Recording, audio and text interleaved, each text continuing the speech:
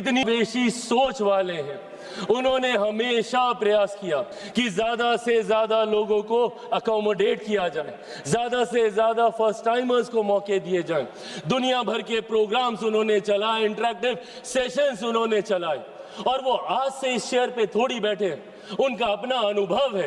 पिछली लोकसभा में भी वो इस चेयर पे बैठकर इस सदन का संचालन करते रहे और खूबसूरती से करते रहे। और किसी से भी पूछेगा, हर कोई मानेगा कि कतई उनके आचरण में, उनके व्यवहार में या उनकी समावेशी सोच में अगर किसी को किसी बात की तकलीफ हो, पर इन लोगों को दिक्कत इसी बात की होती है कि भाई अगर कुर्सी पे बैठा कोई व्यक्ति ऐसे फैसले ले रहा है जो देश हित में है, जो राष्ट्र निर्माण में है, हमारी सरकार ऐसे प्रस्ताव लेकर आ रही है, तो कैसे ये उसका समर्थन कर सकते हैं।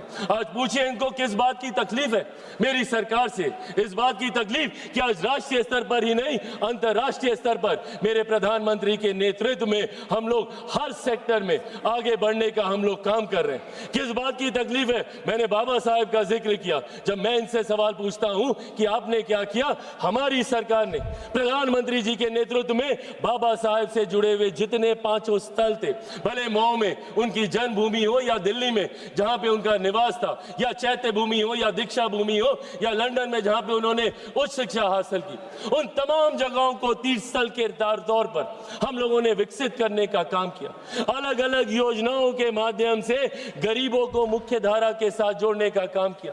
पिछले 11 साल में 25 करोड़ लोगों को हम लोगों ने गरीबी रेखा से बाहर निकालने का काम किया।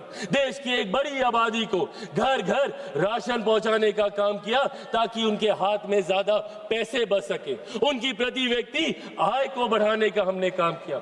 एक के बाद एक ऐसे फैसले मेरे प्रधानमंत्री के नेतृत्व में लिए गए, जिसकी वजह से आज हमारा देश वैश्विक चुनौतियों के बावजूद एक स्थिर व्यवस्था है, एक स्थिर अर्थव्यवस्था है, और धीरे धीरे ये बढ़ती जा रही है। और आज मैं पुनः यह आग्रह करूंगा, अगर इसके बाद भी शिकायत है, तकलीफ है, तो ये मंच उसी के लिए है।